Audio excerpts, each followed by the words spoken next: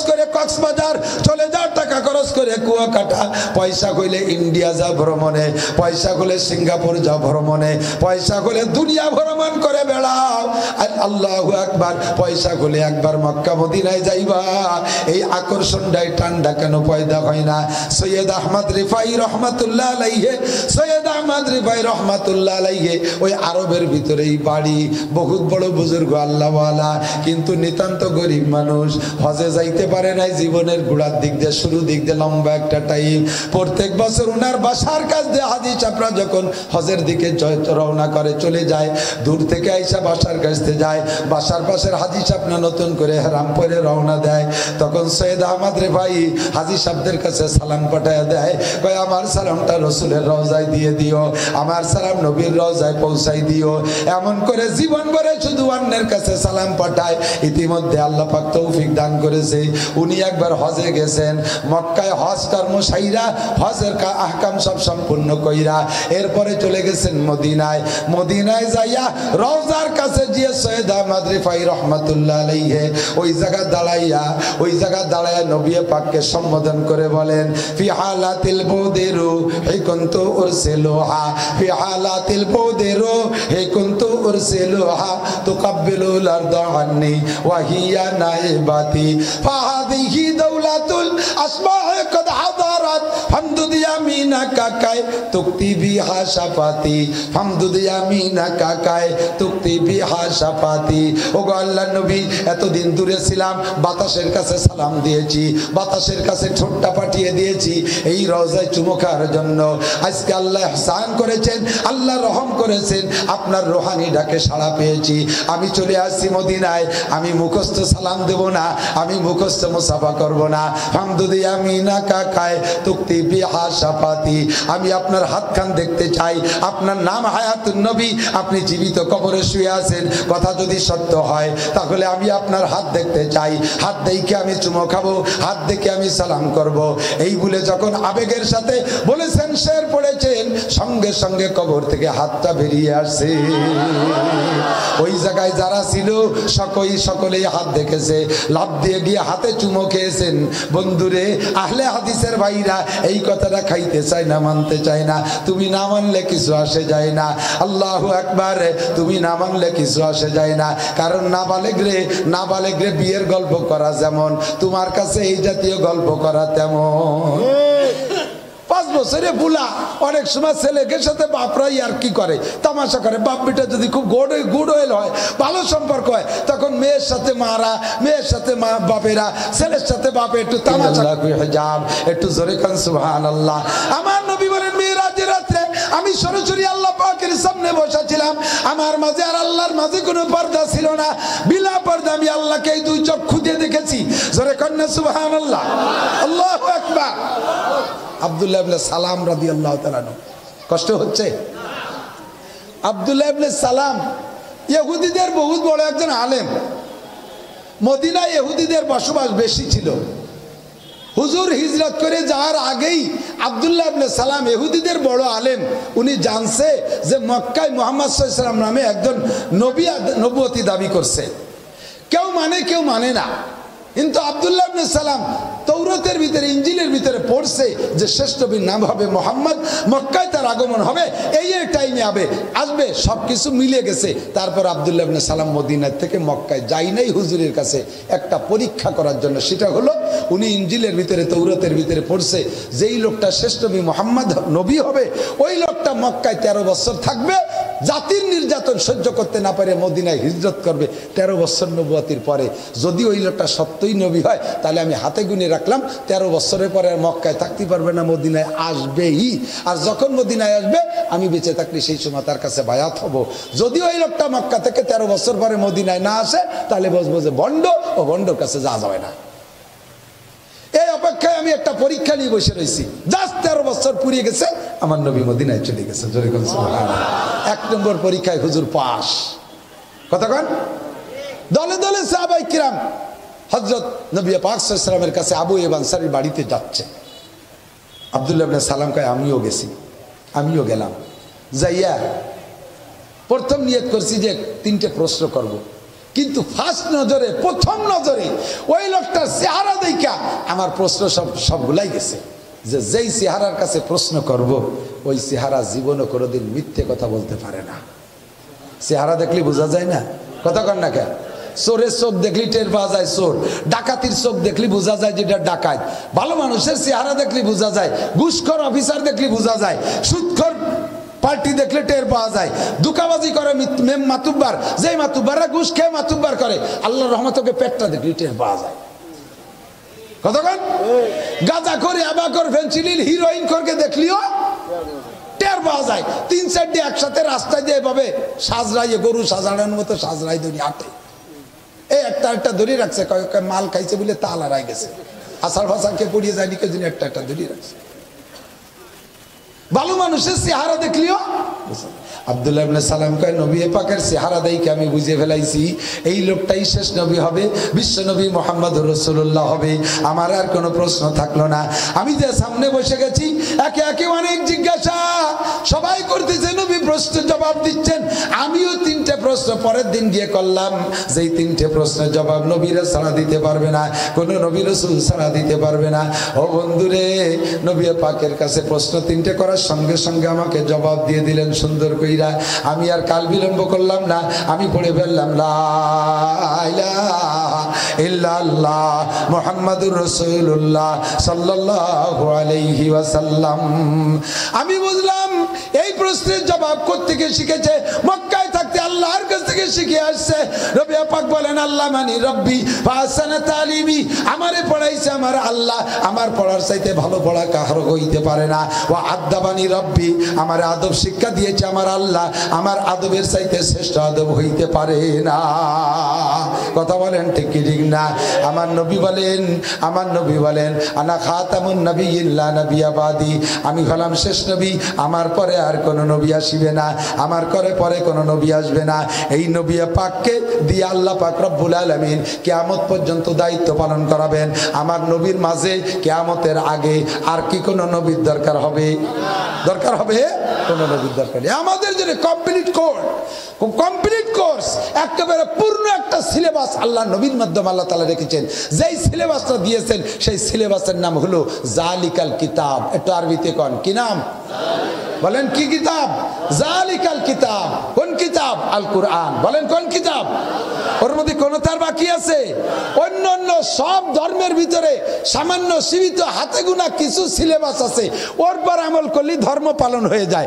কোন ধর্মে কি সেটা আমি বলবো না, আমাদের চোখের সামনে সকলেই জানি এক এক ধর্মের সিজনালি কিছু আমল আছে, ওইগুলো করলে তাদের ধর্ম পালন হয়ে যায়। আর আমাদের ধর্ম জন্ম থেকে মৃত্যু পর্যন্ত পূর্ণ কাজ যা পূর্ণ জিন্দেগিটাই আমাদের ইসলাম। কথা বলেন ঠিক কি ঠিক না?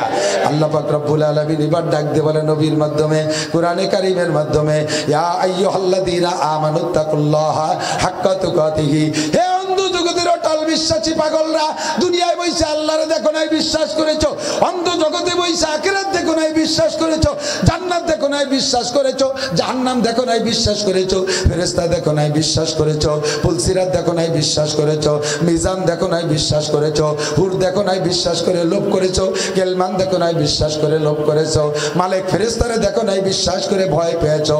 যেগুলো বললাম বিশ্বাস আছে না নাই? জোরে বলেন আছে। কিন্তু একটাও দেখছেন নাকি? আপনার 2 কাঁধে 2টা ফেরেশতা আছে, তাকেই বা কোনোদিন দেখছেন নাকি?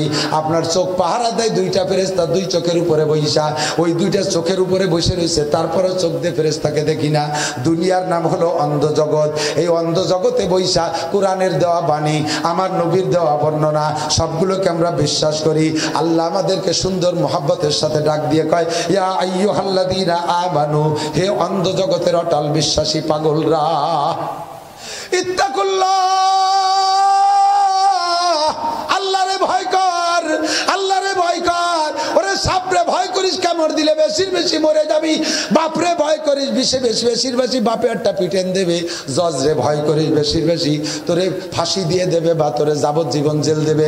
পুলিশরে ভয় পাস, হয়তো বা তোরে অ্যারেস্ট করে কয়টা পিটেন দিয়ে জেলে আটকায় দেবে, ওই পর্যন্ত শেষ। কিন্তু ইত্তাকুল্লাহ, এ যুবক ইত্তাকুল্লাহ, এ পর্দার আড়ালের মা বোনরা ভয় কর, আমার প্রাণ প্রিয় গোপালগঞ্জবাসী ভয় কর আল্লাহকে, আল্লাহরে ভয় কর। ভয়ঙ্কর কেন ভয় করবা লা তাজুলু কদমা ইবনি আদম ইয়াউমাল কিয়ামাতি হাত্তা ইউসআলা নারবা আমার আল্লাহর সামনে চারটি ইমিগ্রেশন আছে চারটি ইমিগ্রেশন হাজী সাহেবরা বোঝেন ইমিগ্রেশন বিমানে যারা উঠছেন তারা বোঝেন ইমিগ্রেশন হলো আপনি বাইরে থেকে টিকিট নিয়া বিমানে ওঠা পর্যন্ত চারটে চেক আছে এক জায়গায় আপনার পাসপোর্ট চেক হবে আর এক জায়গায় আপনার টিকিট চেক হবে আর এক জায়গায় আপনার বডি চেক হবে আর এক জায়গায় আপনার লাগেজ চেক হবে এই চারটে জায়গা চেক হবে কোনো একটা জায়গা যদি আটকে যান আপনাকে কিন্তু ফ্লাইট দেওয়া হবে না আপনারা ফ্লাইট দেওয়া হবে না চারটে ইমিগ্রেশন চেকপোস্ট অতিক্রম কইরা তারপরে তোমার টিকিট নিয়ে বিমানে যাইতে হবে ডান হাতে আমলনামা হলো টিকিট এই চারটে ইমিগ্রেশনের এক নম্বরে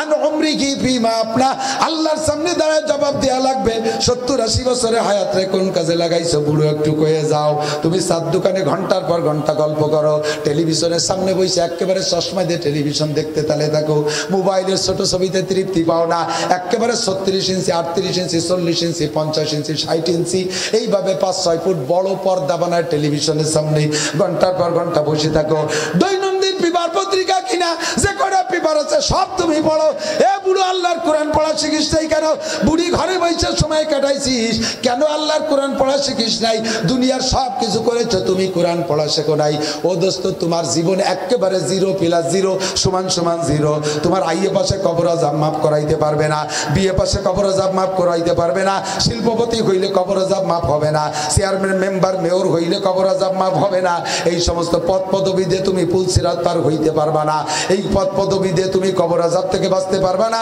হাসরের মাঠে তুমি আরশে আজিমের নিচে ছায়া পাইবা না যদি আরশে আজিমের নিচে ছায়া পাইতে হয় কবরের সাপের হাত থেকে বাঁচতে হয় আগুনের ধুমধাড়াক্কা পোড়ানি থেকে যদি বাঁচতে হয় তাহলে তোমাকে অর্জন করতে হবে কেন তুমি জিন্দেগিকে নষ্ট করেছো অর্জন করতে হবে তোমার কোরআনের শিক্ষা খুব ক্রেডিট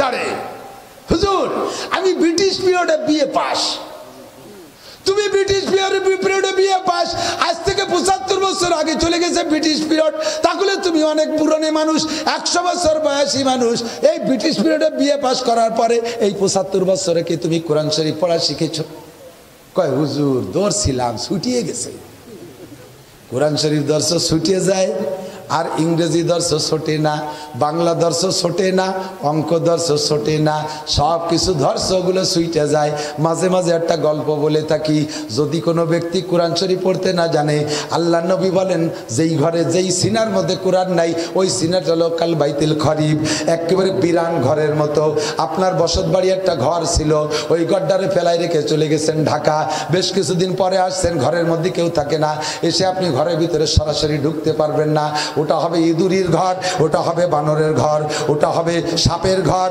ওটা হবে বিষাক্ত প্রাণী সাববিশ্বর ঘর ওর মধ্যে জিন পরি দেও দানবের ঘর হয়ে যাবে আপনার সিনার মধ্যে যদি কোরআন না থাকে ওর মধ্যে অঙ্ক ঢুকছে ওর মধ্যে ইংরেজি ঢুকছে ওর মধ্যে বাংলা ঢুকছে ওর মধ্যে টাকা ঢুকছে ওর মধ্যে ব্যারাক ঢুকছে ওর মধ্যে সুদ ঢুকছে ওর মধ্যে ঘুষ ঢুকছে ওর মধ্যে মদ ঢুকছে গাঁজা ঢুকছে সিগারেট ঢুকছে ওর মধ্যে টেলিভিশন ঢুকছে ফেসবুকের ল্যাংটা ছবি ঢুকছে ওর মধ্যে স্টার জলসা ঢুকছে ওর মধ্যে জি বাংলা ঢুকছে দুনিয়ার যত আজে বাজে ঢুইকা তোমার ঘর খান ওই পরিত্যক্ত সাপের বাসার মতো হইয়া গেছে তোমার জীবন শূন্য আমার মুরব্বী বাবারা সাক্ষী দেন আপনারা বইতে পড়েছেন আগের পাকিস্তান পিরিয়ডের বইতে ছিল একটা গল্প এক জেন্টেল এক ভদ্রলোক উনি এক জায়গা যাইয়া নদী পার হওয়ার প্রসেস আছে নদীতে নদী পার হইয়া উপার যাবে খেয়া নৌকায়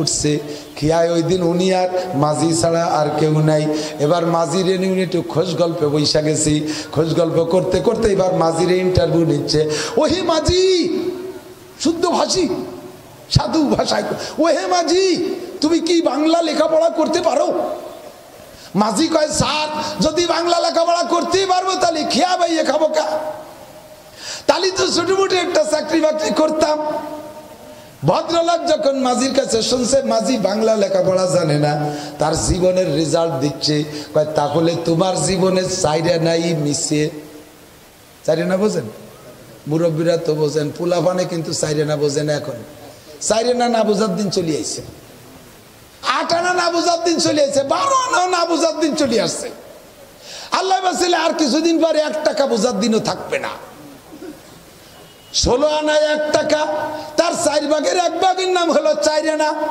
একটা মানুষের জীবন পূর্ণাঙ্গ জীবন 16 আনা। কয় আনা? 16 আনা। এবার ওই ভদ্রলোক খেয়ালা চাই বাংলা জানে না বিদায় জেন্টেলম্যান তারে উপতে তার সার্টিফিকেট দিয়েছে, তোমার জীবনে 4 আনাই মিশে। খেয়ালা মুখখান বেজার, এত খোঁজ গল্পের ভিতরে আমার জীবনরে মিশে বানাই ফেললো 4 আনা। মুখখান বোলিং করে খেয়া পাইতেছে কদ্দুর। যার পরে আবার জিজ্ঞেস করছি, ও হে মাঝি তুমি কি অঙ্ক পারো? খেয়ালা কয় স্যার ওই আওয়াজ বাদ দেন দি, 2 পয়সা দেবেন তার জন্য আপনার কাছে আমি এত তার ইন্টারভিউ দেবো। চুপ করে বসেন, আমি যদি অঙ্কই পারবো তাহলে চাকরি বাকরি করে খাতাম। তাহলে তোমার জীবন 8 আনাই মিশিয়ে। আগে গেছে 4 আনা বাংলায়, এবার অঙ্কে খাইছে 8 আনা। মাঝ নদীতে যে জিজ্ঞেস করছে, ও হে মাঝি তুমি কি ইংরেজি পারো? কয় স্যার ফালতু কথা মোটেই কবেন না, ইংরেজি বাংলা অঙ্ক যদি জানবো তাহলে আপনি হতেন খেয়ালা, আমি হইতাম জেন্টেল। আমি খেয়ে বেড়াবো কেন? আমার গোষ্ঠীর কেউ জানে না, আমার আব্বা ইংরেজি জানে না, দাদাও জানে না, তাই তো আমরা 14 পুরুষ বেড়ে খেয়ে বেড়াই। এবার ভদ্রলোক কয় তাহলে তোমার জীবন 12 আনাই মিশিয়ে। বাংলায় খাইছে 4 আনা, অঙ্কে খাইছে 4 আনা, ইংরেজিতে 12 আনা, আছে মাত্র 4 আনা, তাই দিয়ে খেয়ে বেড়াচ্ছ। খেয়াওয়ালা আস্তে আস্তে নৌকো ভাই মুখখানে একেবারে কালো হয়ে গেছে। ইতিমধ্যে উত্তর আকাশে ধুমসা কালো মেঘ, সাথে সাথে ঝড় ছাইড়া এবার নদী ঢেউতে বোঝায়। নৌকো একবার ওঠে আর ডুবে, একবার ওঠে আর ডুবে। এমন পরিস্থিতিতে ভদ্রলোকের তো জিহ্বায় পানি নাই। উনি কয় ওহি মাঝি তাড়াতাড়ি নৌকা কিনারে নাও, তাড়াতাড়ি নৌকা কিনারে নাও। মাঝি কয় না স্যার এতক্ষণ খরার মধ্যে দিয়ে বাইয়ে বেড়াইছি, এখন আকাশি মেঘ, ঠান্ডা বাতাস, একটু আরামসে নৌকা ভাই। কয় না মাঝি তাড়াতাড়ি কিনারে নৌকা নাও, নইলে নৌকা ডুবে যাবে। খেয়াল আকায় স্যার ডুবলে অসুবিধা নাই, সাঁতার কাটে কিনারে যাব। কেন স্যার আপনি ব্যস্ত হয়েছেন কেন, সাঁতার কাটতে পারেন না? কয় না রে মাঝি আমি সাঁতার কাটতে পারি না। খেয়ালা সুযোগ পেয়ে কয় তোমার জীবনে 16 আনাই মিশে। কতক্ষণ? আরে আমি বাংলা পারি না 4 আনা, অঙ্ক পারি না 8 আনা, আর ইংরেজি পারি না 12 আনা, আর যে 4 আনা আছে তাই যে আমি সাঁতার কেটে কিনারায় যাইতে পারবো। কথা বলেন ঠিক ঠিক না? আর তুই ওই 3 ডে পারিস, তোর 12 আনা আছে, লাস্টের 4 আনা নাই, গড়ে তোর 16 আনাই নাই। তুই যদি এই জায়গা নৌকা ডুবে যায়, আরে আমি আমার নৌকা যাবে কিনারে, তুই ভুড়িয়ালা, তুই জেন্টেল, তোর পেটটা ভাসে থাকবে, শগুনি খুঁজে খুঁজে খাবে, তোর জীবনের 16 আনাই মিশে। ইংরেজি পারো, বাংলা পারো, অঙ্ক পারো, তোমার 12 আনা ইনকাম আছে, আর 16 আনা পড়তে লাগবে কোরআন। কোরআন যদি না পারো পুলসিরাতের নদীর মধ্যে ডুবে যাইবা। অঙ্কে তোমারে পুলসিরাত পার করতে পারবে না, বাংলায় তোমারে পুলসিরাতের নদী পার করতে পারবে না, ইংরেজিতে তোমারে পুলসিরাতের নদী পার করতে পারবে না। জোরে বলেন ঠিক ঠিক না? আল্লাহু আকবার। কোরআনের সার্টিফিকেট তোমার 16 আনা পূরণ করবে। কোরআনের সার্টিফিকেট না থাকলে পুলসিরাত পার হয়ে উপর যাইতে পারবা না। কারাহাবা খলকে জারি জুমলা রাজ, কারাহাবা খলকে জারি জুমলা রাজ, বা খুদা তদবির হিলা কায়রাওয়াজ।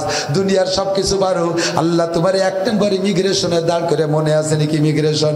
1 নম্বর ইমিগ্রেশনে দাঁড় করাইয়া তোমারে জিজ্ঞেস করবে গোটা জিন্দেগির হিসাব দাও, গোটা জিন্দেগির হিসাব দাও।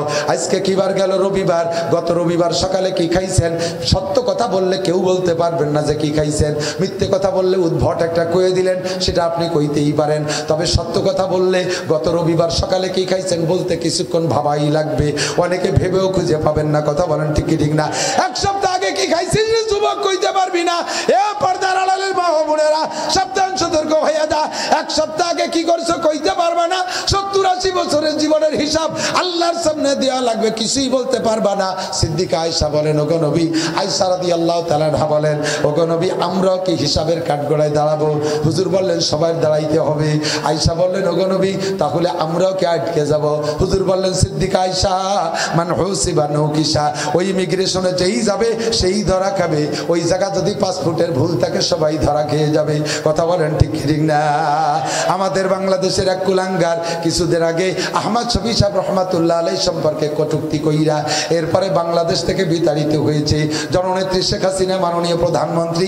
ওইটার বিশেষ ভুলের কারণে তারে পদের থেকে দলের থেকে বাদ দিয়ে দিয়েছে। এরপরে বাংলাদেশ থেকে চলে গেছে ডাক্তার মুরাদ। যে জায়গা যায় সেই জায়গায় এয়ারপোর্টে নামতে গেলে ওই জায়গায় ইমিগ্রেশনে ধরা খেয়ে যায়। কোনো দেশে তারে গ্রান্ট করে নাই, কোনো দেশে তারে পাত্তা দেয় নাই। কথা বলেন ঠিক না? 1 নম্বরে 80 বছর জিন্দেগির ইমিগ্রেশনে ধরা খেয়ে যাবেন, কাজেই তাড়াতাড়ি সময় থাকতে এখনই নেমে যান। আপনার জিন্দেগিতে যত নামাজ পড়ছেন কোরআন শরীফ অশুদ্ধ কোরআন দিয়া, অশুদ্ধ সুরকিরাত দিয়া, আল্লাহর কসম বিগত জীবনের নামাজ আপনার হয় নাই, খোদার কসম আপনার নামাজ হয় নাই। 1 কোটি বার কসম খেয়ে বলি, ভুল কিরাত দিয়ে যারা নামাজ পড়ছেন আপনাদের নামাজ হয় নাই। ওই নামাজ 000, ডাইন পাশে 500, আপনার ওই নামাজ দিয়ে ভেসতে পাইবেন না। এবার আপনি আতঙ্কিত, ভীত, সন্ত্রস্ত। আপনি মনে করলেন তাহলে আর তো কোরআন পড়ার বয়স নাই, তাহলে এই ভুল নামাজ পড়লে যদি নাই হয় এখন থেকে আর বাকি জিন্দেগিতে নামাজ পড়বো না, এই সিদ্ধান্ত নিতে পারেন। আপনার আমি একটা সুপরামর্শ সাথে দিয়ে দিচ্ছি, জিন্দেগিতে যদি 40 বছর ভুল কিরাত দিয়ে নামাজ পড়ে থাকেন, ওই ভুল কিরাতের ভুল নামাজ যা হয় নাই ওইটারে শুদ্ধ করে আমল নামা ঠিক করে দায়িত্ব দিয়ে ঢুকাই দেওয়ার দায়িত্ব আমার কাছে। সিস্টেম হলো আপনি আজকে থেকে প্রতিজ্ঞা করেন বাকি জীবনে শুদ্ধ করে কোরআন শরীফ পড়া শিখবই।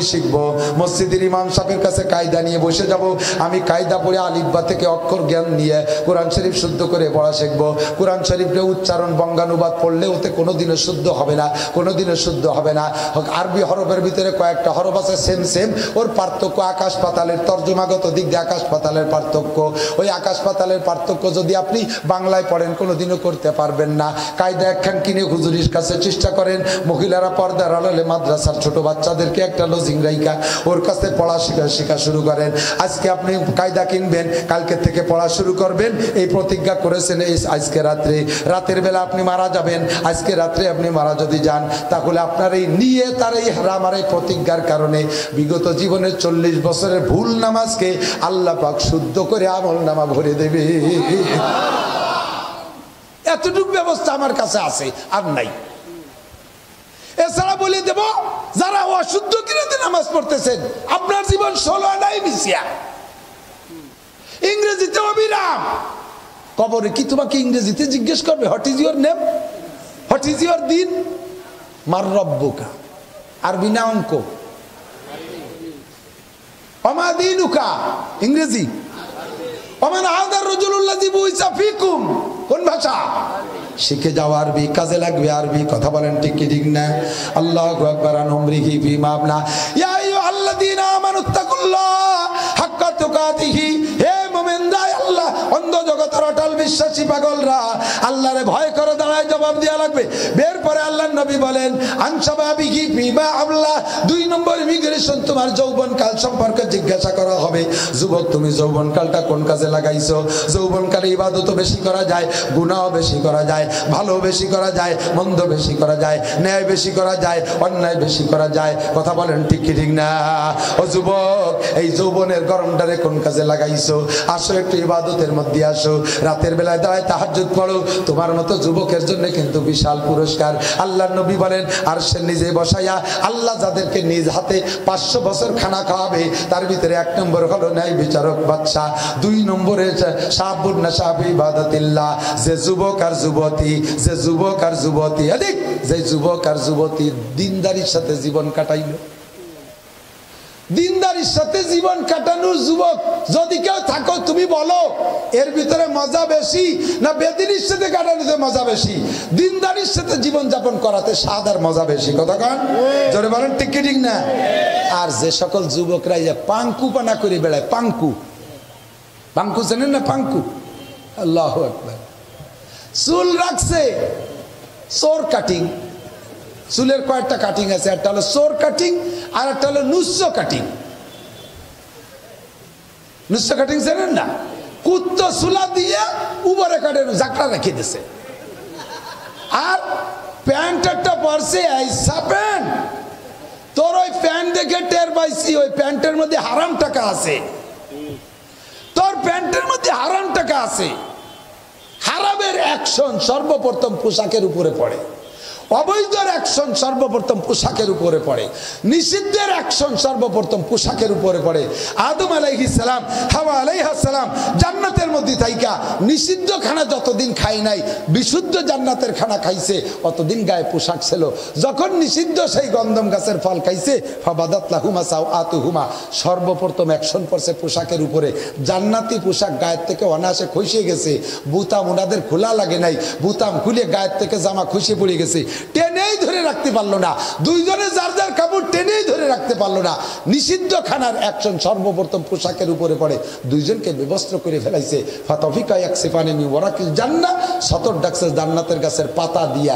দুনিয়ায়ও তার প্রমাণ আছে, যদি তোমার ইনকামের মধ্যে হারামের গন্ধ থাকে, যদি তোমার আয়ের মধ্যে হারাম থাকে, ওই হারাম টাকা দিয়ে পোশাক কিনবা, ওই পোশাকে তোমার সতর ডাকতে পারবে না, ওই পোশাকে তোমার সতর ডাকতে পারবে না। তুমি যত দাম দিয়ে প্যান্ট কেনো, ও প্যান্টের পিছন দিয়ে আধা হাত ন্যাংটা বারোই থাকবেই থাকবে। 50,000 টাকা দামের প্যান্ট, তাই পরে নামাজ পড়তে গেছে, রুকু দেশে গেঞ্জি এই দিক টান খাইছে, প্যান্ট ওই দিক টান খাইছে, ফাঁসার গিরে গুড়ি বার হয়ে গেছে। পিছনে একজন রুকু না দিয়ে ছানা বাঁধতে দাঁড়ায় রয়েছে, এই তুই রুকু দিস না কাকা, রুকু দেবো কি, ওর ভাষা দেখো না, রুকু দেবো, ফার্স্ট ক্লাস ভাষা। তোর ওই প্যান্টের মধ্যে হারাম টাকা আছে, 12 হাত 14 হাত একটা কাপড় বিটিরে কিনে দিছি, এই 12 হাত 14 হাত একটা কাপড় কিনে দিয়েছেন, সেই কাপড়ই তার মাথা গেড়ে না। কারণ কি? ওই টাকার, ওই কাপড়ের মধ্যে ঝামেলা আছে, কাপড়ের টাকার মধ্যে ঝামেলা আছে। 2000 টাকা দিয়ে বোরকা কিনে দিছি, কি সুন্দর বোরকা, সেই বোরকায় মুখ গেড়ে না, শাটার উঠে দিয়েছে, ওই ভাষা দোকানে শাটার খুলিয়ে দিচ্ছে, জাবুট হয়ে দিয়েছে। কথা কন না কেন? আছে না? উলাইকা কালা নাম, সেম কোয়ালিটি অফ অ্যানিম্যাল। আমি কই না, আল্লাহ কয় এগুলো পশুর মতো। কুকুরের একটা লেজ আছে না হাতখানি, ও যদি নামায় রাখে তাহলে মোটামুটি একটু সতর ডাকে না, নামায় রাখলি ওর বিশেষ সতর তো ডাকে, কুত্তর লেজটা নামায় রাখলি ও তাও সৈরি রাখে, আর তার সতর দুনিয়ার সবাই দেখে। মহিলারা কাপড় কিনে দিয়েছেন, 5,000 উড়না কিনে দিয়েছেন, তাকে আজকে বেলায় দিয়ে কুত্তর মতো লেজু সরিয়ে করে, তারে বোরকা কিনে দিয়েছেন, শাটারটা নামাই দিলি মুখ গেড়ে কুত্তর মতো লেজু সরিয়ে দিয়েছে। 12 হাত কাপড় কিনে দিয়েছেন, সেই কাপড়ে পেঁচাই দিলি ওরে কয় বরে পর্যন্ত দিয়ে দেওয়া যায়, জানাজা হয়ে যাবে, কাপড় হয়ে যাবে, সেই কাপড় দ্বারে এমন ভাবে পেঁচ দেবে, ফাঁসার দ্বারে কোলের দ্বারে এত গাছুন পাজা ধরি তবে গায়ে দেওয়ার কাপড় থাকে না। বুঝছি তোর এই কাপড়ের মধ্যে হারাম টাকা আছে। কথা কন না কেন? পর্দা নারীর ভূষণ, আরে পর্দা শরিয়াত হলো পরে, শরিয়াত পরে, পর্দা নারীর ভূষণ। নারী জাতির একটা ভূষণ আছে, বেশভূষা, নারীদের ভূষণ হলো পর্দা।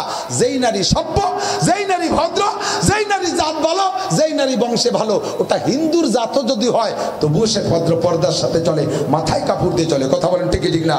ব্রাহ্মণ জাতের হিন্দু মহিলারা, সম্ভ্রান্ত জাতের হিন্দু মহিলারা, তারা কিন্তু এভাবে নেকেট চলে না। বুড়ো বুড়ো মহিলারা দেখবেন ঘোমটা দিয়ে চলে, এটা হলো নারীদের ভূষণ। আর মুসলমানের ভাইয়া অর্ধ উলাঙ্গিনী গোপালগঞ্জের ভিতর দিয়ে, মার্কেটের ভিতর দিয়ে, বিশ্ব রোডের উপর দিয়ে, কোথায় ব্রিজ আছে সেই জায়গা যে বিকেলে যে জোড়া জোড়া আইটিয়া তসবি তাহলিল টিপতি তালে থাকে, ওই জায়গা বসে জিকির ফিকির করতে তালে থাকে, বিকেলে গাছতে বেরোইছে লুচ্চ দল, আন্তর্জাতিক খ্যাতি সম্পন্ন লুচ্চ। কথা কন ঠিক ঠিক না? তোর পোশাকে কেন সতর গেলে না? তোর বাপের ইনকাম রে কলঙ্কিত করছিস, তোর পোশাক দেখে আমরা আন্দাজ করছি তোর বাপের ইনকাম ভালো না, তোর স্বামীর ইনকাম ভালো না, প্রমাণ করে দিছিস। ও যুবক যুবতী, পর্দার সাথে চল। আমার যুবক সোনালক্ষ্মীরা, তোরা যেভাবে চলিস, তুই তো মনে করিস যে আমার এই চাল চলনে কেউ না কেউ আমাকে লাইক দেবে। কার কাছে লাইক পাবা? ছেলেরা লাইক পাবা তো মেয়েদের কাছে। তুমি মহল্লাতে ঘুরতেছ, যেই মেয়েদের কাছে লাইক পাওয়ার জন্য এই লুচ্চ কাটিং চুল কাটছো, এ পাশে 3 পোষ, ও পাশে 3 পোষ দিয়ে চোর কাটিং চুল কাটছো, আর ওই ভাষা বাইরে প্যান্ট পরে ডিলিক দিয়ে বেড়াচ্ছো, চশমা সহিনা দিয়ে মাথার উপরে দিয়ে, আরে কি ভাব মোটর সাইকেলে, যে মাইয়েটার কাছে তুই লাইক পাবি বলে এইভাবে চললি, ওর একটা মাইয়ের কাছে তুই বিয়ের প্রস্তাব দিয়ে দেখিস কি জব আসে, কি জব আসে। মাইয়েতে কবে, আব্বা জীবনেও কোনোদিন বিয়ে চাই না, আমি যদি তোমার অতিরিক্ত সন্তান হয়ে থাকি, আমারে নিয়ে তুমি ঝামেলায় পড়িয়ে থাকো, তাহলে দরকার হয় রান্নাঘরের খুঁটি দিয়ে তুই আমারে দিয়ে, তবু বিয়ে চাই নই, নুস্যর সাথে বিয়ে বসবো না। ওই লুচ্চার সাথে বিয়ে বসবো না, ওই বেয়াদবের সাথে আমার বিয়ে দিও না। তুই জীবন ভরে সাজলি যার কাছ থেকে লাইক পাওয়ার জন্য, সে তোরে জোড়া লাথি দিয়ে চিৎ করে ফেলাই দিয়েছে। তাহলে তোর এই সাজের কি দাম হলো? মুরব্বীরা দেখলি একটা বেয়াদব যাচ্ছে, ভদ্র ছেলেরা দেখলি একটা পাঙ্কু যাচ্ছে, তাহলে তোরে পছন্দ করে কিনা? আসবি আমার কাছে, তাও তো সহজ পাবি না। আমি একবার গেছি কুমিল্লা, ওই জায়গায় গেলি একটু জোরে কান সুবহানাল্লাহ। আমার নবী বলেন মিরাজের রাতে আমি সরাসরি আল্লাহ পাকের সামনে বসেছিলাম, আমার মাঝে আর আল্লাহর মাঝে কোনো পর্দা ছিল না, বিনা পর্দা আমি আল্লাহকে এই দুই চক্ষু দিয়ে দেখেছি। জোরে কান সুবহানাল্লাহ, আল্লাহু আকবার। আব্দুল্লাহ ইবনে সালাম রাদিয়াল্লাহু তাআলা, কষ্ট হচ্ছে? আব্দুল্লাহ ইবনে সালাম ইহুদিদের বহুত বড় একজন আলেম। মদিনায় ইহুদিদের বসবাস বেশি ছিল। হুজুর হিজরত করে যাওয়ার আগেই আব্দুল্লাহ ইবনে সালাম ইহুদিদের বড় আলেম। উনি জানছে যে মক্কায় মুহাম্মদ সাল্লাল্লাহু আলাইহি ওয়াসাল্লাম নামে একজন নবী নবুয়তি দাবি করছে। কেউ মানে কেউ মানে না, কিন্তু আব্দুল্লাহ ইবনে সালাম তৌরাতের ভিতরে ইনজিলের ভিতরে পড়ছে যে শেষ নবীর নাম হবে মুহাম্মদ, মক্কায় তার আগমন হবে, এই টাইমে আসবে, সবকিছু মিলে গেছে। তারপর আব্দুল্লাহ ইবনে সালাম মদিনা থেকে মক্কায় যাই নাই হুজুরের কাছে একটা পরীক্ষা করার জন্য। সেটা হলো উনি ইনজিলের ভিতরে তৌরাতের ভিতরে পড়ছে যেই লোকটা শেষ নবী মুহাম্মদ নবী হবে, ওই লোকটা মক্কায় 13 বছর থাকবে, জাতির নির্যাতন সহ্য করতে না পারে মদিনায় হিজরত করবে 13 বছর নবুয়তির পরে। যদি ওই লোকটা সত্যই নবী হয়, তাহলে আমি হাতে গুনে রাখলাম 13 বছরের পরে মক্কায় থাকতে পারবে না, মদিনায় আসবেই। আর যখন মদিনায় আসবে আমি বেঁচে থাকলে সেই সময় তার কাছে বায়াত হব। যদি ওই লোকটা মক্কা থেকে 13 বছর পরে মদিনায় না আসে, তাহলে বলবো যে ভণ্ড, ও ভণ্ডর কাছে যাওয়া যাবে না। এই অপেক্ষায় আমি একটা পরীক্ষা নিয়ে বসে রয়েছি। জাস্ট 13 বছর পুরিয়ে গেছে, আমার নবী মদিনায় চলে গেছে। এক নম্বর পরীক্ষায় হুজুর পাস। কতক্ষণ? দলে দলে সাহাবায়ে কিরাম হযরত নবী পাক সাল্লাল্লাহু আলাইহি ওয়াসাল্লামের কাছে আবু আইয়ুব আনসারীর বাড়িতে যাচ্ছে। আব্দুল্লাহ ইবনে সালাম কয় আমিও গেছি, আমিও গেলাম। যাইয়া প্রথম নিয়ত করছি যে 3টে প্রশ্ন করব, কিন্তু ফার্স্ট নজরে, প্রথম নজরে ওই লোকটার চেহারা দেখা আমার প্রশ্ন সবগুলাই গেছে। যেই চেহারার কাছে প্রশ্ন করব, ওই চেহারা জীবনও কোনোদিন মিথ্যে কথা বলতে পারে না। চেহারা দেখলে বোঝা যায় না? কথা কন না কেন? চোরের চোখ দেখলি টের পাওয়া যায় চোর, ডাকাতির চোখ দেখলি বোঝা যায় যেটা ডাকাত, ভালো মানুষের চেহারা দেখলি বোঝা যায়, ঘুষখোর অফিসার দেখলি বোঝা যায়, সুদখোর পার্টি দেখলে টের পাওয়া যায়, দুকাবাজি করে মাতুব্বার, যেই মাতুব্বাররা ঘুষ খেয়ে মাতুব্বার করে, আল্লাহর রহমতকে পেটটা দেখলি টের পাওয়া যায়। কতক্ষণ? গাঁজা করে, আবাকর, ফেন্সিলিন, হিরোইন করকে দেখলিও টের পাওয়া যায়। 3-4 একসাথে রাস্তায় দিয়ে এভাবে সাজরাইয়ে, গরু সাজানোর মতো সাজরাই ধরি হাঁটে। এই একটা ধরে রাখছে, মাল খাইছে বলে তাল হারাই গেছে, আসার ভাষাকে পড়িয়ে যায়নি, কে জন্য একটা ধরে রাখছে। ভালো মানুষের চেহারা দেখলিও। আব্দুল্লাহ ইবনে সালাম কয় নবী পাকের চেহারা দেখে আমি বুঝে ফেলাইছি এই লোকটাই শেষ নবী হবে, বিশ্ব নবী মুহাম্মদুর রাসূলুল্লাহ হবে। আমার আর কোনো প্রশ্ন থাকলো না। আমি যে সামনে বসে গেছি, একে একে অনেক জিজ্ঞাসা সবাই করতেছে, নবী প্রশ্ন জবাব দিচ্ছেন। আমিও 3টে প্রশ্ন পরের দিন গিয়ে করলাম, যেই 3টে প্রশ্নের জবাব নবীরা ছাড়া দিতে পারবে না, কোনো নবী রাসূল ছাড়া দিতে পারবে না। ও বন্ধুরে, নবী পাকের কাছে প্রশ্ন 3টে করার সঙ্গে সঙ্গে আমাকে জবাব দিয়ে দিলেন সুন্দর কইরা। আমি আর কাল বিলম্ব করলাম না, আমি পড়ে ফেললাম লা ইলাহা ইল্লাল্লাহ মুহাম্মাদুর রাসূলুল্লাহ সাল্লাল্লাহু আলাইহি ওয়াসাল্লাম। আমি বুঝলাম এই প্রশ্নের জবাব কোত্থেকে শিখেছে? মক্কায় থাকতে আল্লাহর কাছ থেকে শিখে আসছে। নবী পাক বলেন আল্লাহ মানি রব্বি ফাসানা তালিমি, আমারে পড়াইছে আমার আল্লাহ, আমার পড়ার চাইতে ভালো পড়া কারো হইতে পারে না। ওয়া আদাবানি রব্বি, আমার আদব শিক্ষা দিয়েছে আমার আল্লাহ, আমার আদবের চাইতে শ্রেষ্ঠ আদব হইতে পারে না। কথা বলেন ঠিক কি ঠিক না? আমার নবী বলেন আনা খাতামুন নবিয়্যিন লা নবিয়্যা বাদি, আমি হলাম শেষ নবী, আমার পরে আর কোনো নবী আসবে না, আমার পরে কোনো নবী আসবে না। এই নবী পাককে দিয়ে আল্লাহ পাক রব্বুল আলামিন কিয়ামত পর্যন্ত দায়িত্ব পালন করাবেন। আমার নবীর মাঝে কিয়ামতের আগে আর কি কোনো নবীর দরকার হবে? কোনো নবীর দরকার নেই। আমাদের জন্য কমপ্লিট কোর্স, একেবারে পূর্ণ একটা সিলেবাস আল্লাহ নবীর মাধ্যমে আল্লাহ তাআলা রেখেছেন। যেই সিলেবাসটা দিয়েছেন সেই সিলেবাসের নাম হলো জালিকাল কিতাব। একটু আরবিতে কোন কি নাম? বলেন কি কিতাব? জালিকাল কিতাব। কোন কিতাব? আল কুরআন। বলেন কোন কিতাব? ওর মধ্যে কোন তার বাকি আছে?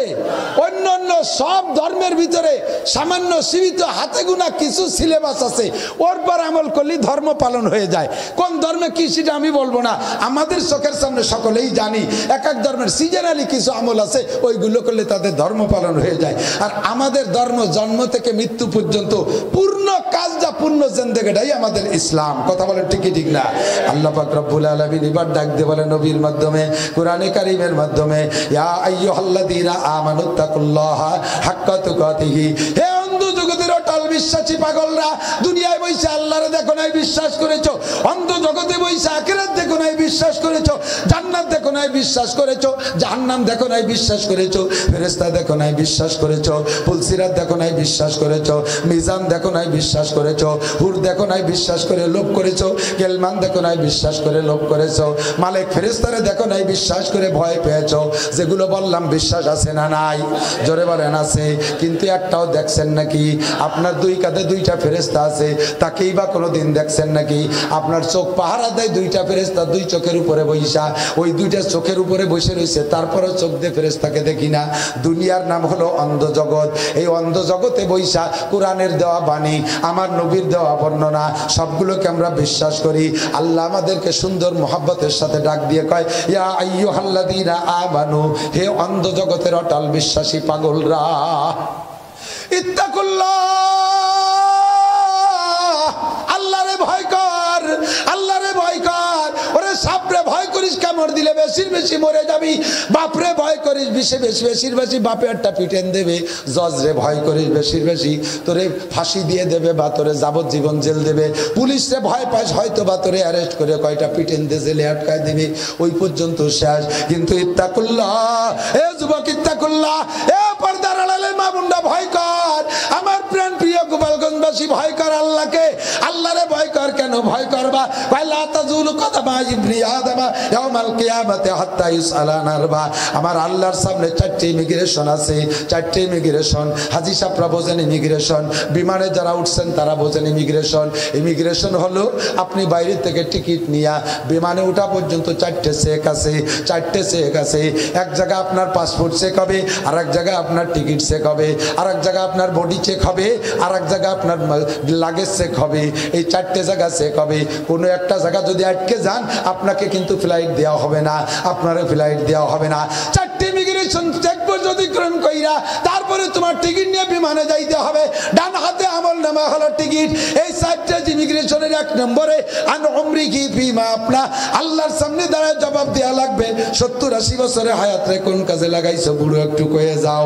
তুমি চার দোকানে ঘন্টার পর ঘন্টা গল্প করো, টেলিভিশনের সামনে বসে একেবারে চশমা দিয়ে টেলিভিশন দেখতে তালে থাকো, মোবাইলের ছোট ছবিতে তৃপ্তি পাও না, একেবারে 36 ইঞ্চি, 38 ইঞ্চি, 40 ইঞ্চি, 50 ইঞ্চি, 60 ইঞ্চি, এইভাবে 5-6 ফুট বড় পর্দা বানায় টেলিভিশনের সামনে ঘন্টার পর ঘন্টা বসে থাকো। দৈনন্দিন পেপার পত্রিকা কিনা যে কটা পেপার আছে সব তুমি পড়ো। এ বুড়ো, আল্লাহর কোরআন পড়া শিখিস নাই কেন? বুড়ি ঘরে বসে সময় কাটাইছিস কেন? আল্লাহর কোরআন পড়া শিখিস নাই? দুনিয়ার সব কিছু করেছো, তুমি কোরআন পড়া শেখো নাই। ও দোস্ত, তোমার জীবন একেবারে জিরো প্লাস জিরো সমান সমান জিরো। তোমার আইয়ে পাশে কবর আযাব মাফ করাইতে পারবে না, বিয়ে পাশে কবর আযাব মাফ করাইতে পারবে না, শিল্পপতি হইলে কবর আযাব মাফ হবে না, চেয়ারম্যান মেম্বার মেয়র হইলে কবর আযাব মাফ হবে না। এই সমস্ত পদ পদবি দিয়ে তুমি পুলসিরাত পার হইতে পারবা না। এই পদ পদবি দিয়ে তুমি কবর আযাব থেকে বাঁচতে পারবা না। হাসরের মাঠে তুমি আরশে আজিমের নিচে ছায়া পাইবা না। যদি আরশে আজিমের নিচে ছায়া পাইতে হয়, কবরের সাপের হাত থেকে বাঁচতে হয়, আগুনের ধুমধাড়াক্কা পোড়ানি থেকে যদি বাঁচতে হয়, তাহলে তোমাকে অর্জন করতে হবে। কেন তুমি জিন্দেগিকে নষ্ট করেছো? অর্জন করতে হবে তোমার কোরআনের শিক্ষা। খুব ক্রেডিট জানে, খুব ক্রেডিট জানে। হুজুর, আমি ব্রিটিশ পিরিয়ডে বিএ পাস। তুমি ব্রিটিশ পিরিয়ডে বিএ পাস, আজ থেকে 75 বছর আগে চলে গেছে ব্রিটিশ পিরিয়ড। তাহলে তুমি অনেক পুরনো মানুষ, 100 বছর বয়সী মানুষ। এই ব্রিটিশ পিরিয়ডে বিএ পাস করার পরে এই 75 বছরে কি তুমি কোরআন শরীফ পড়া শিখেছো? কয় হুজুর, দৌড়ছিলাম, ছুটিয়ে গেছে। কোরআন শরীফ দর্শ ছুটিয়ে যায়, আর ইংরেজি ধরছো ছোটে না, বাংলা ধরছো ছোটে না, অঙ্ক ধরছো ছোটে না, সব কিছু ধরছো ওগুলো সুইটে যায়। মাঝে মাঝে একটা গল্প বলে থাকি, যদি কোনো ব্যক্তি কোরআন শরীফ পড়তে না জানে, আল্লাহ নবী বলেন যেই ঘরে যেই সিনার মধ্যে কোরআন নাই ওই সিনাটা হলো কাল বাইতুল খরিব, একেবারে বিরান ঘরের মতো। আপনার বসত বাড়ি একটা ঘর ছিল, ওই ঘরটারে ফেলাই রেখে চলে গেছেন ঢাকা, বেশ কিছুদিন পরে আসছেন, ঘরের মধ্যে কেউ থাকে না, এসে আপনি ঘরের ভিতরে সরাসরি ঢুকতে পারবেন না। ওটা হবে ইঁদুরির ঘর, ওটা হবে বানরের ঘর, ওটা হবে সাপের ঘর, ওটা হবে বিষাক্ত প্রাণী সাববিশ্বর ঘর, ওর মধ্যে জিন পরি দেও দানবের ঘর হয়ে যাবে। আপনার সিনার মধ্যে যদি কোরআন না থাকে, ওর মধ্যে অঙ্ক ঢুকছে, ওর মধ্যে ইংরেজি ঢুকছে, ওর মধ্যে বাংলা ঢুকছে, ওর মধ্যে টাকা ঢুকছে, ওর মধ্যে ব্যারাক ঢুকছে, ওর মধ্যে সুদ ঢুকছে, ওর মধ্যে ঘুষ ঢুকছে, ওর মধ্যে মদ ঢুকছে, গাঁজা ঢুকছে, সিগারেট ঢুকছে, ওর মধ্যে টেলিভিশন ঢুকছে, ফেসবুকের ল্যাংটা ছবি ঢুকছে, ওর মধ্যে স্টার জলসা ঢুকছে, ওর মধ্যে জি বাংলা ঢুকছে, দুনিয়ার যত আজে বাজে ঢুইকা তোমার ঘর খান ওই পরিত্যক্ত সাপের বাসার মতো হইয়া গেছে, তোমার জীবন শূন্য। আমার মুরব্বী বাবারা সাক্ষী দেন, আপনারা বইতে পড়েছেন, আগের পাকিস্তান পিরিয়ডের বইতে ছিল একটা গল্প, এক জেন্টেল এক ভদ্রলোক, উনি এক জায়গা যাইয়া নদী পার হওয়ার প্রসেস আসছে, নদীতে নদী পার হইয়া উপার যাবে, খেয়া নৌকায় উঠছে, খেয়া নৌকায় উঠছে, খেয়ায় ওই দিন উনি আর মাঝি ছাড়া আর কেউ নাই। এবার মাঝির উনি একটু খোঁজ গল্পে বৈশা গেছি, খোঁজ গল্প করতে করতে এবার মাঝিরে ইন্টারভিউ নিচ্ছে। ওহে মাঝি, শুদ্ধ ভাষী সাধু ভাষায়, ওহে মাঝি তুমি কি বাংলা লেখাপড়া করতে পারো? মাঝি কয় স্যার যদি বাংলা লেখাপড়া করতেই পারবো তাহলে খেয়া বাইয়ে খাবো কা, তাহলে তো ছোট মোটো একটা চাকরি বাকরি করতাম। ভদ্রলোক যখন মাঝির কাছে শুনছে মাঝি বাংলা লেখাপড়া জানে না, তার জীবনের রেজাল্ট দিচ্ছে, কয় তাহলে তোমার জীবনে চাইরে নাই মিশে, চাইরে না বোঝেন, মুরব্বীরা তো বোঝেন, পোলাফানে কিন্তু চাইরে না বোঝে না। এখন চাইরে না না বোঝার দিন চলে আসছে, 8 আনা না বোঝার দিন চলে আসছে, 12 আনা না বোঝার দিন চলে আসছে। আল্লাহ বাঁচালে আর কিছুদিন পরে 1 টাকা বোঝার দিনও থাকবে না। 16 আনায় 1 টাকা, তার 4 ভাগের 1 ভাগের নাম হলো 4 আনা। একটা মানুষের জীবন পূর্ণাঙ্গ জীবন 16 আনা, কয় আনা? 16 আনা। এবার ওই ভদ্রলোক খেয়ালা চাই বাংলা জানে না, বিদায় জেন্টেলম্যান তারে উপতে তার সার্টিফিকেট দিয়েছে, তোমার জীবনে 4 আনাই মিশে। খেয়ালা মুখখান বেজার, এত খোঁজ গল্পের ভিতরে আমার জীবনটা মিশে বানাই ফেললো 4 আনা। মুখখান বোলিং করে খেয়া বাইতেছে কদ্দুর, যার পরে আবার জিজ্ঞেস করছি, ও হে মাঝি তুমি কি অঙ্ক পারো? খেয়ালা কয় স্যার ওই আওয়াজ বাদ দেন দি, 2 পয়সা দেবেন তার জন্য আপনার কাছে আমি এত তার ইন্টারভিউ দেবো, চুপ করে বসেন, আমি যদি অঙ্কই পারবো তাহলে চাকরি বাকরি করে খাতাম। তাহলে তোমার জীবন 8 আনাই মিশিয়ে, আগে গেছে 4 আনা বাংলায়, এবার অঙ্কে খাইছে 8 আনা। মাঝ নদীতে যে জিজ্ঞেস করছে, ও হে মাঝি তুমি কি ইংরেজি পারো? কয় স্যার ফালতু কথা মোটেই কবেন না, ইংরেজি বাংলা অঙ্ক যদি জানবো তাহলে আপনি হতেন খেয়ালা, আমি হইতাম জেন্টেল। আমি খেয়ে বেড়াবো কেন? আমার গোষ্ঠীর কেউ জানে না, আমার আব্বা ইংরেজি জানে না, দাদাও জানে না, তাই তো আমরা 14 পুরুষ বেড়ে খেয়ে বেড়াই। এবার ভদ্রলোক কয় তাহলে তোমার জীবন 12 আনাই মিশে, বাংলায় খাইছে 4 আনা, অঙ্কে খাইছে 4 আনা, ইংরেজিতে 12 আনা, আছে মাত্র 4 আনা, তাই দিয়ে খেয়ে বেড়াচ্ছ। খেয়াওয়ালা আস্তে আস্তে নৌকো ভাই মুখখানে একেবারে কালো হয়ে গেছে। ইতিমধ্যে উত্তর আকাশে ধুমসা কালো মেঘ, সাথে সাথে ঝড় ছাইড়া এবার নদী ঢেউতে বোঝায়, নৌকো একবার ওঠে আর ডুবে, একবার ওঠে আর ডুবে। এমন পরিস্থিতিতে ভদ্রলোকের তো জিহ্বায় পানি নাই, উনি কয় ওহি মাঝি তাড়াতাড়ি নৌকা কিনারে নাও, তাড়াতাড়ি নৌকা কিনারে নাও। মাঝি কয় না স্যার এতক্ষণ খরার মধ্যে দিয়ে বাইয়ে বেড়াইছি, এখন আকাশি মেঘ, ঠান্ডা বাতাস, একটু আরামসে নৌকা ভাই। কয় না মাঝি তাড়াতাড়ি কিনারে নৌকা নাও, নইলে নৌকা ডুবে যাবে। খেয়াল আকাশ স্যার ডুবলে অসুবিধা নাই, সাঁতার কাটে কিনারে যাব। কেন স্যার আপনি ব্যস্ত হয়েছেন কেন, সাঁতার কাটতে পারেন না? কয় না রে মাঝি আমি সাঁতার কাটতে পারি না। খেয়ালা সুযোগ পেয়ে কয় তোমার জীবনে 16 আনাই মিশে। কতক্ষণ? আরে আমি বাংলা পারি না 4 আনা, অঙ্ক পারি না 8 আনা, আর ইংরেজি পারি না 12 আনা, আর যে 4 আনা আছে তাই যে আমি সাঁতার কেটে যে কিনারায় যাইতে পারবো। কথা বলেন ঠিক ঠিক না? আর তুই ওই 3টে পারিস, তোর 12 আনা আছে, লাস্টের 4 আনা নাই, গড়ে তোর 16 আনাই নাই। তুই যদি এই জায়গা নৌকা ডুবে যায়, আরে আমি নৌকা, আমি আমার নৌকা যাবে কিনারে, তুই ভুড়িয়ালা, তুই জেন্টেল, তোর পেটটা ভাসে থাকবে, শগুনি খুঁজে খুঁজে খাবি, তোর জীবনে 16 আনাই মিশে। ইংরেজি পারো, বাংলা পারো, অঙ্ক পারো, তোমার 12 আনা ইনকাম আছে, আর 16 আনা পড়তে লাগবে কোরআন। কোরআন যদি না পারো, পুলসিরাতের নদীর মধ্যে ডুবে যাইবা। অঙ্কে তোমারে পুলসিরাত পার করতে পারবে না, বাংলায় তোমারে পুলসিরাতের নদী পার করতে পারবে না, ইংরেজিতে তোমারে পুলসিরাতের নদী পার করতে পারবে না। জোরে বলেন ঠিক ঠিক না? আল্লাহু আকবার। কোরআনের সার্টিফিকেট তোমার 16 আনা পূরণ করবে।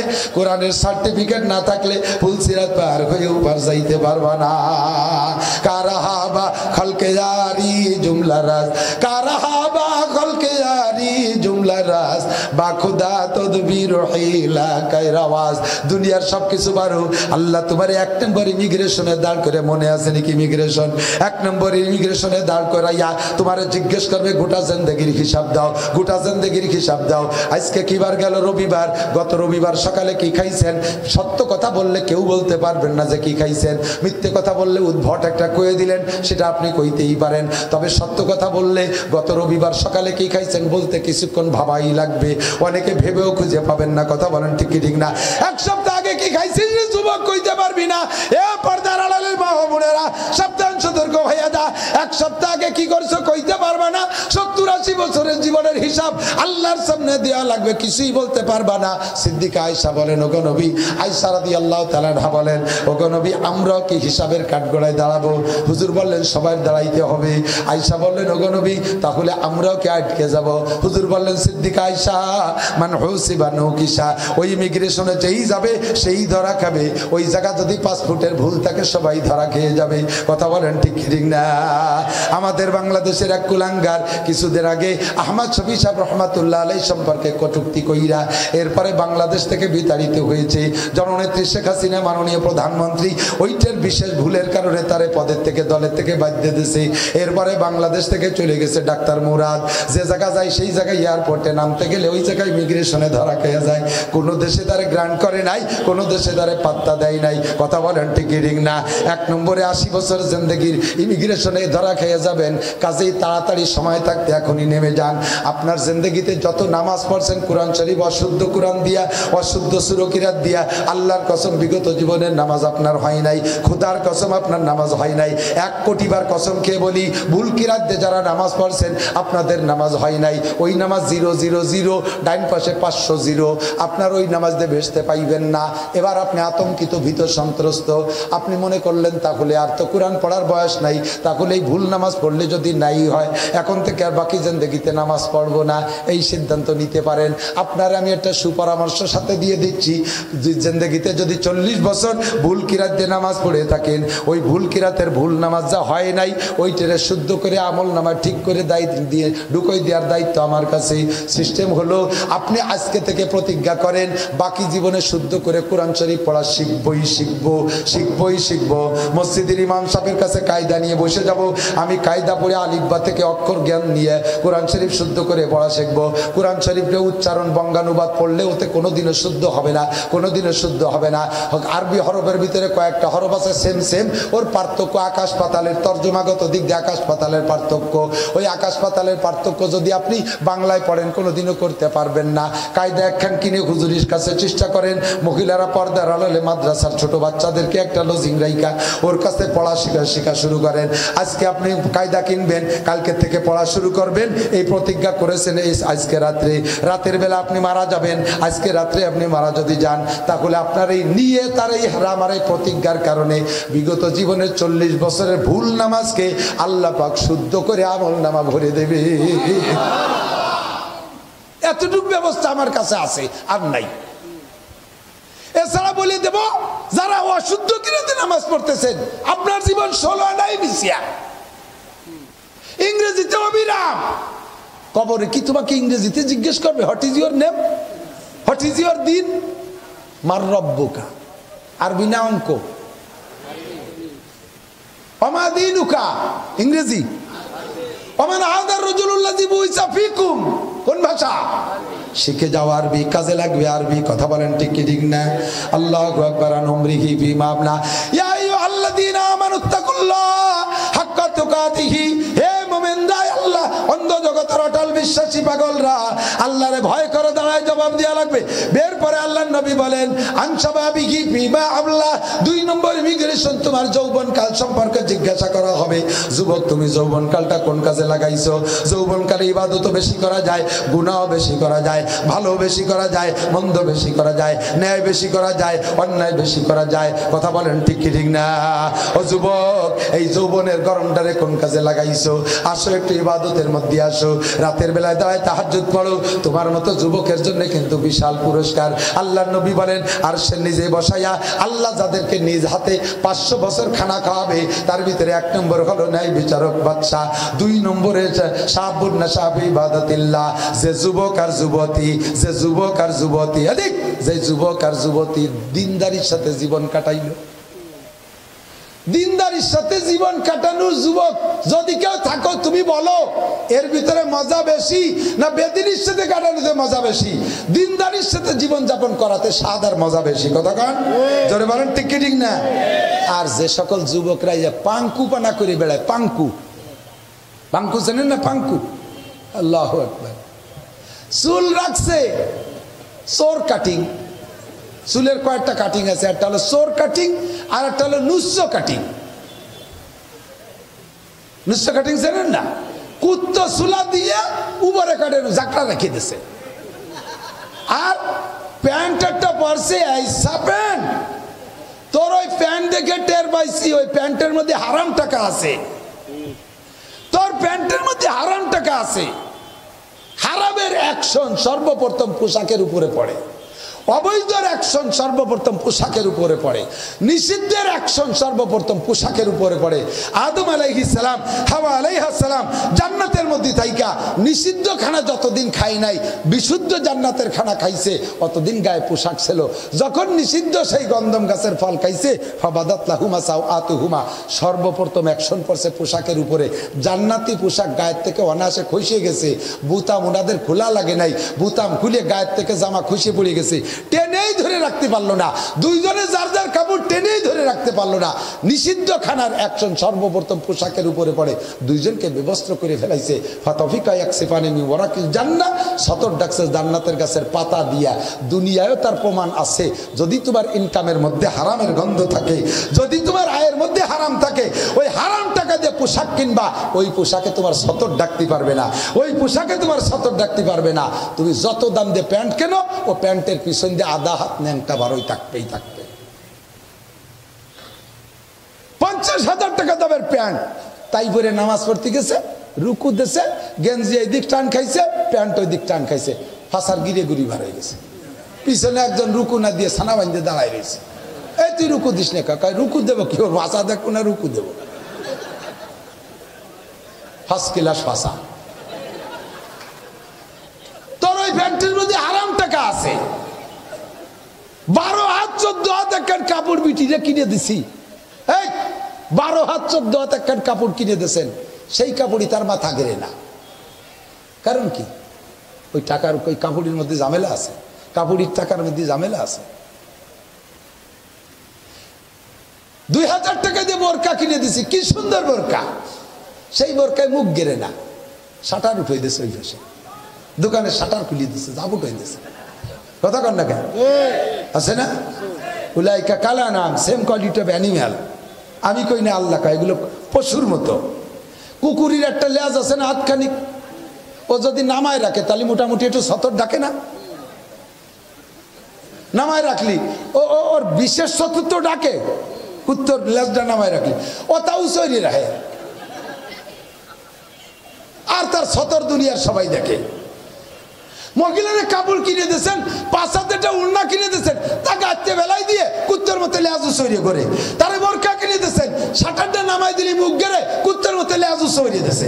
12 হাত কাপড় কিনে দিয়েছেন, সেই কাপড়ে পেঁচাই দিলি ওরে কয় বরে পর্যন্ত দিয়ে দেওয়া যায়, জানাজা হয়ে যাবে, কাপড় হয়ে যাবে, সেই কাপড় দ্বারে এমন ভাবে পেঁচ দেবে, ফাঁসার দ্বারে কোলের দ্বারে এত গাছুন পাজা ধরি তবে গায়ে দেওয়ার কাপড় থাকে না। বুঝছি তোর এই কাপড়ের মধ্যে হারাম টাকা আছে। কথা কন না কেন? পর্দা ভূষণ। আরে পর্দা শরিয়াত হলো পরে, শরিয়াত পরে, পর্দা নারীর ভূষণ। নারী জাতির একটা ভূষণ আছে, বেশভূষা। নারীদের ভূষণ হলো পর্দা। যেই নারী সভ্য, যেই নারী ভদ্র, যেই নারী জাত ভালো, যেই নারী বংশে ভালো, ওটা হিন্দুর জাতও যদি হয় তবুও সে ভদ্র, পর্দার সাথে চলে, মাথায় কাপড় দিয়ে চলে। কথা বলেন ঠিক ঠিক না? ব্রাহ্মণ জাতের হিন্দু মহিলারা, সম্ভ্রান্ত জাতের হিন্দু মহিলারা, তারা কিন্তু এভাবে নেকেট চলে না। বুড়ো বুড়ো মহিলারা দেখবেন ঘোমটা দিয়ে চলে। এটা হলো নারীদের ভূষণ।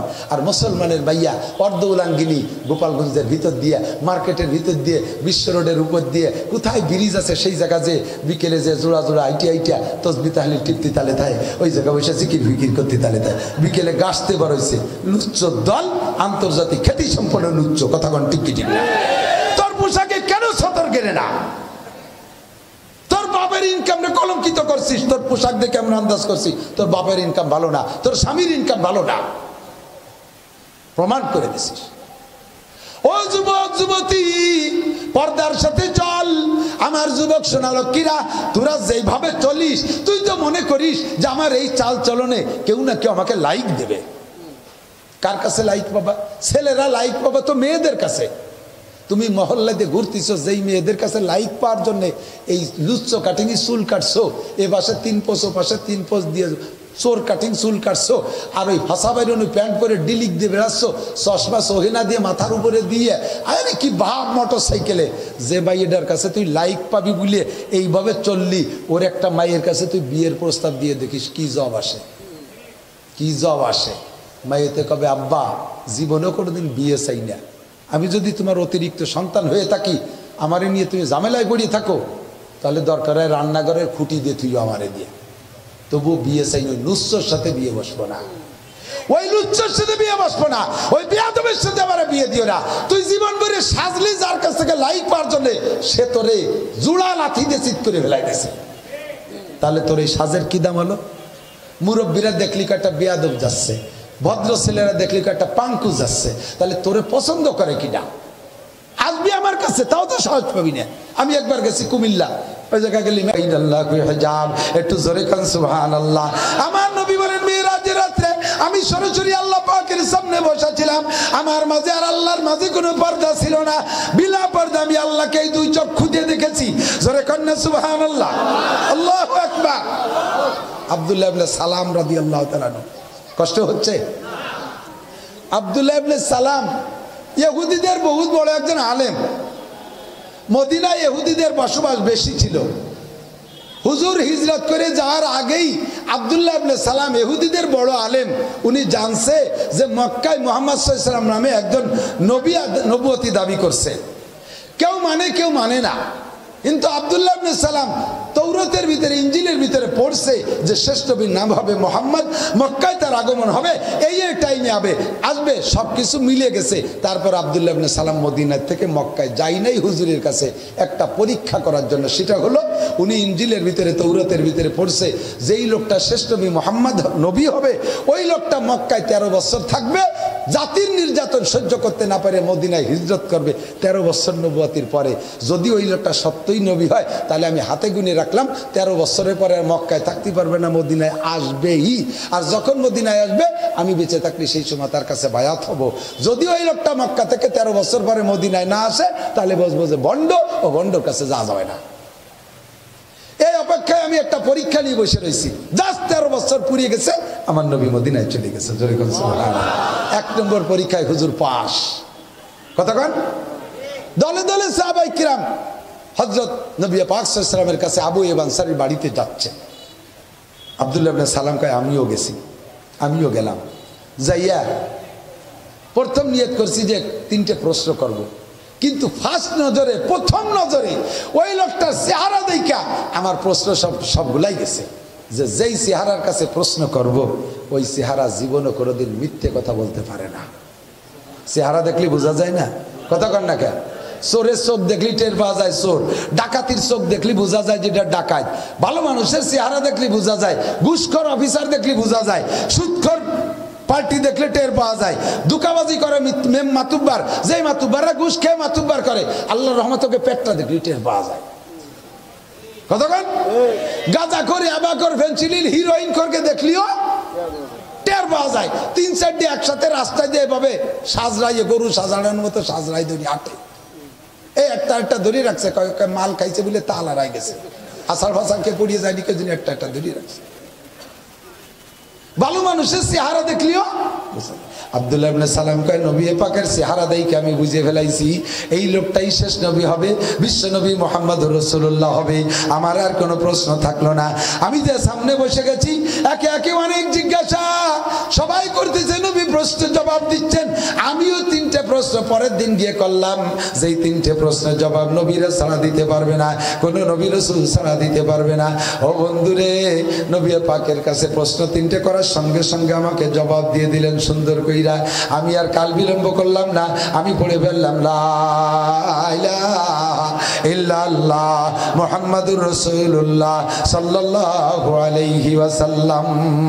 আমি বুঝলাম এই প্রশ্নের জবাব কোত্থেকে শিখেছে, মক্কায় থাকতে আল্লাহর কাছ থেকে শিখে আসছে। নবী পাক বলেন আল্লাহ মানি রব্বি ফাসানা তালিমি, আমারে পড়াইছে আমার আল্লাহ, আমার পড়ার চাইতে ভালো পড়া কারো হইতে পারে না। ওয়া আদাবানি রব্বি, আমার আদব শিক্ষা দিয়েছে আমার আল্লাহ, আমার আদবের চাইতে শ্রেষ্ঠ আদব হইতে পারে না। কথা বলেন ঠিক কি ঠিক না?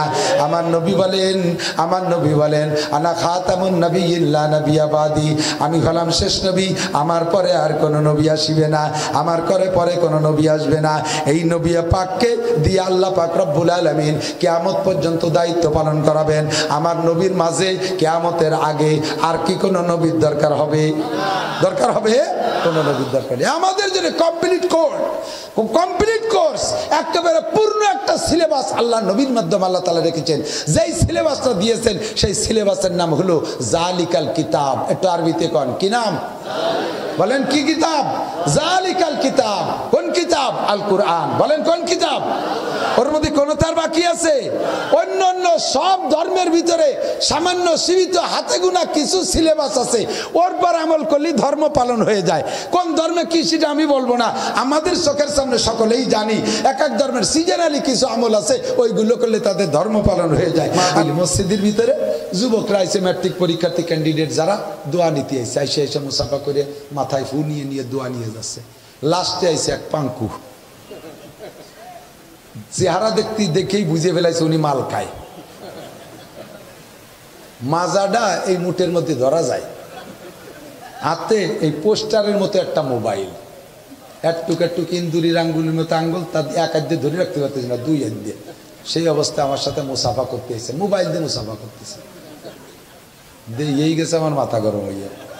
প্যান্ট তো ওই যে আগে যে ডেফিনেশন দিছে ওই প্যান্টেরটা পরা, মাথায় ঝাঁকড়া চুল, মাথাটা আগে যে সুদূর একটু হু দেন। আমি কই যে তোর চুলির মধ্যে তো হু ঢোকে না, চুল সাফ করে দিয়ে হু দেবো কোন জায়গায়? এই যে মোবাইল দিয়ে মুসাফা করে। আমি কই যে তুমি কি জন্য দোয়া চাচ্ছ? কই হুজুর আমিও ম্যাট্রিক পরীক্ষা দেবো।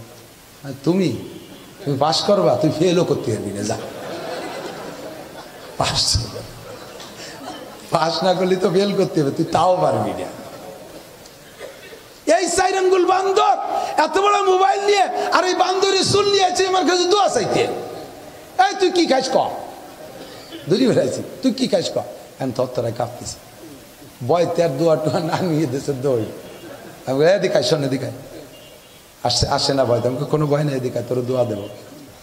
কাছে যখন ডাইকে নিছি, এখন বুকার মতো ফেলাই কান দিতেছে একেবারে বুকির সাথে। আমি চিন্তা করলাম ওরা যেভাবে ধমক দিছি ও তো চলে যাচ্ছে, আর জীবনে কোনোদিন মৌলবীর কাছে আসবে না। ও একটা আতঙ্ক সৃষ্টি হয়ে গেল, আলেমদের প্রতি একটা অনীহা এসে যাবে, ওরে সাইজ করে দিতে হবে।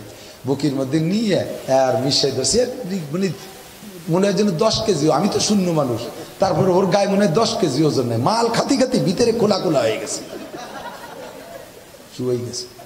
কোলের মধ্যে নিয়ে মাথাটারে বুকের ভিতরে টেনে নিয়ে কইলাম যে তোরে দোয়া করবো, আজকে রাত্রে আমি তাহাজ্জুদ পড়বো, তোর জন্য দোয়া করব, আল্লাহ তাআলা যেন তোরে ভালো পরীক্ষা দেওয়ার তৌফিক দেয়। নিবি দোয়া নিবি? জি হুজুর নেব। তাহলে এই দোয়া পাইতে হলে আমি যা বলবো তাই শুনতে হবে, মানবি? বলে জি হুজুর মানবো। বলেন কি মানে?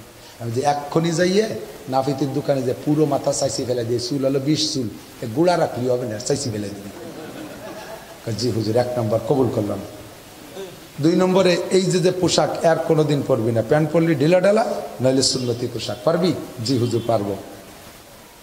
3 নম্বর জীবনে কোনোদিন এই এই এই বড় মোবাইল ব্যবহার করবি না, বাটন মোবাইল। জি হুজুর পারবো। 4 নম্বর, পরীক্ষার পরে এই ফ্রি টাইমটা তবলিগের সময় দিবি, পারবি? জি হুজুর পারবো। তা যা, এখন যা, মাহফিলের আমি স্টেজে যাওয়ার আগে তোর চেহারা আমারে দেখাবি। আল্লাহর রহমত, কান্তিছে ভাইসি যাচ্ছে ফোপাইয়ে কান দিয়ে, সত্যি যাইয়া ওই ডাইরেক্ট আগে মাথা চাচ্ছে, এর নেড়া হয়ে গেছে।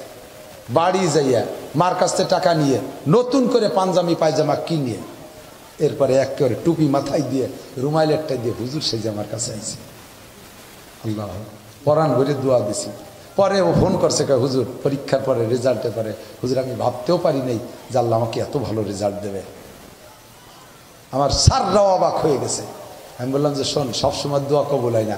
ওই তোরে যে সময় কইছি না, ওই সময় আমার নিজেরও মনে চাচ্ছিল, মনে হচ্ছিল যে আমি এখন যার জন্য যা বলবো আল্লাহ তার জন্য তা কবুল করবে, এমন একটা অবস্থা আমার হয়ে গেছিল। তোর জন্য আল্লাহ দোয়া কবুল করছে, তুই দিনের জন্য। পরে সেই ছেলেটা মাদ্রাসায় চলে আসছে, মাদ্রাসায় চলে আসছে। ও যুবক, পরিবর্তন হ, ভদ্র হ, দেখ তারে কোন জায়গায় কোথায় আলোচনা শুরু করছি আর তারে শেষ করলাম কোন জায়গায় নিয়ে। শুরু করছি তারা কোন বিয়াদবের থেকে, আর লাস্টে তারা আমি কিভাবে দোয়া দিয়ে বিদায় দিলাম, তারা কিভাবে তার প্রশংসা করলাম। তুই একটু নে। যৌবনের হিসাব আল্লাহর কাছে দেওয়া লাগবে কি লাগবে না? জোরে বলেন লাগবে। এ যুবক, তুই পরের একটা মেয়ে নিয়া রাস্তায় দিয়ে যেভাবে ঘুরিস, তুই একটু হিসাব কর, তোর বোনটাকে যদি আর একটা যুবক কেমন নিয়ে ঘুরে তোর সামনে যদি পড়ে তাহলে তোর কেমন লাগবে? তুই যদি তোর বোনকে অন্য যুবকের সাথে ঘুরতে এমন অপছন্দ করিস, তাহলে তুই যারে নিয়ে ঘুরতেছিস সেও তো আর একজনের বোন, সেও তো আর একজনের মাইয়া।